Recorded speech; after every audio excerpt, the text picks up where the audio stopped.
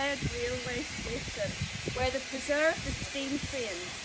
Now, I have a personal connection with the steam trains because my granda was a steam train driver, and he drove on the Larne to Belfast or Larne to Ballymena line, and sometimes he even went as far as Derry, Londonderry. And the locomotives he drove were numbers 85 and 86.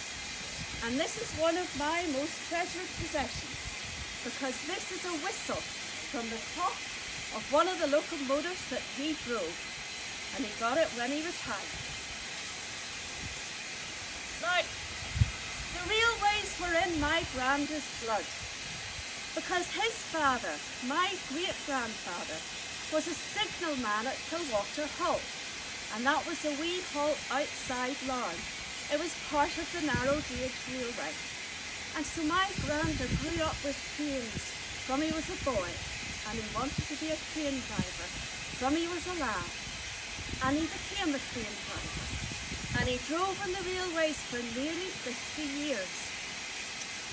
Now, during the war, my granda played his part in the war effort, because he drove trains full of troops and supplies to the ports where they would leave to go off to war, to Larne and Belfast and Derry, Londonderry. And my aunt, his daughter, tells me that when he went to Derry, Londonderry, they got so excited because him and his fireman would go over the border and they would buy Bourneville chocolate and bring it back for the children. Because you see, there wasn't the same rationing over the border as there was here. Well, as I said, my granda worked on the railways for nearly 50 years.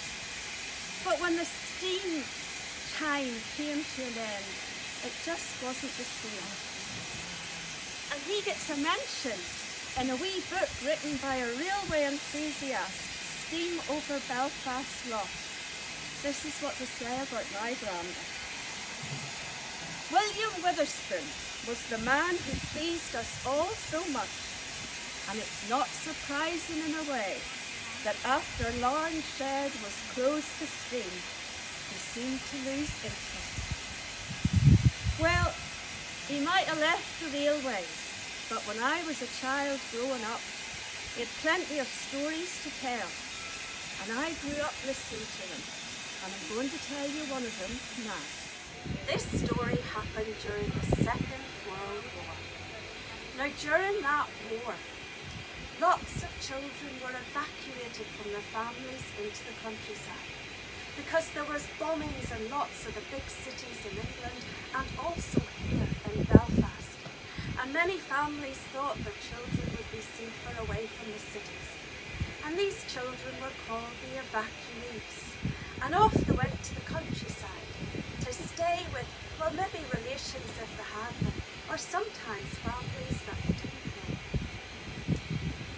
Well, their parents assured them that it would only be for a little while, but that war lasted a good 5 or 6 years, and so a little while became a long while. And some of the children were so little when they'd gone that they even forgot the colour of their mummy's eyes, or they didn't know if their daddy had a beard or not. But finally, the war was over in 1945, and it was time for all the children to go home again. And it was the steam trains that took them home. Now, there was one steam train driver called Big John, and it was Big John's job one day to take a whole train full of children back to London. But you can imagine how excited the wee children were. They were all excited to see their parents again and full of stories of what they'd done in the countryside, and maybe a wee bit nervous. And Big John was proud as punch to be the one taking them home. Well, they were all crowded into the carriages, and they had their wee noses pressed to the windows looking out, although they knew it would take them a few hours to get home. And Big John, well, he was up in the locomotive driving away. But that day, he had a feeling that something wasn't quite right. And he checked all the dials and gauges in the locomotive, and everything seemed to be working fine. And the fireman was stoking up the boiler with coal, and the train was going okay, but it might just had that feeling. Well, the train went on through the countryside, and gradually the sun set and the green fields on either side of the train windows turned dark and they turned to black and it became night. And it was then that Big John flipped the switch that turned on the big light in front of the locomotive. And that was when he saw it. There, ahead, a few yards up the tracks, there was a figure, a man. He looked as if he was wearing a black cape, and he was flapping the wings of the cape up and down. Well, Big John panicked. He got his whistle, he blew the whistle, but the figure didn't move, it didn't even flinch. It just went on flapping the wings of his cape up and down. Well, Big John thought quickly, and he thought, maybe it's an old fella injured in the war and he doesn't know where it is. He thought, I'll give the whistle one more blow, and he blew the whistle again. And the figure didn't move, and so he had to put the brakes on the train and bring it to a stop. That was very fortunate that in those days trains could stop much more quickly than they can now, and he was able to stop that train before he reached that figure in the tracks.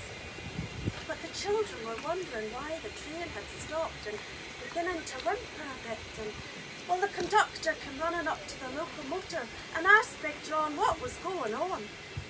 There's a man on the track, said Big John, will you go up and get him off? Well, the conductor held his lantern up towards that figure, and it looked eerie. In fact, there was something death-like about that figure, and he didn't want to go up on his own. So Big John got down off the locomotive and started leading the way up the tracks, shouting as he went, hey, get off the bloomin' tracks, are you daft? But the figure in the tracks did not move. And Big John, you know, he got angry. Those children had been through so much, he wanted to get them home. And he started shouting at the man on the tracks, hey, you, Hitler didn't stop us, and we won't let whatever evil you are. But just then he tripped. He went right into a hole, and his words disappeared into the hole with him. And the conductor who was following behind shone his lamp up, and there was Big John at the bottom of a big crater, 10 foot wide and 6 foot deep. Well, fortunately, he wasn't hurt, and the conductor was able to pull him back out of that hole, and the two men looked. That hole must have been a bomb that had blown the tracks up, and the two men looked at it and realised that if the train had gone into that hole, well, it could have been derailed and some of those children hurt or even dead. Well, Big John, he brushed himself down, and they started off back towards the locomotive.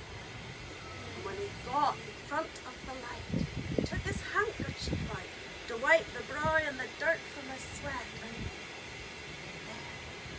there, plastered to the big light on the front of the locomotive, there was a butterfly, a large dark butterfly. It was nearly dead, but the wings were still opening and closing. And as Big John looked at the butterfly and looked at the light shining through it onto the tracks, he realised that that butterfly shadow looked just like a man on the tracks wearing a black cape, flapping the wings of the cape up and down. And Big John, he smiled to himself when he realised that his train had been saved by a butterfly. Well, they had to go and tell the children that it would be a while longer before they got them home because the train would have to go back and find another way. But I can tell you that Big John never forgot that night and nor did all the children on that train.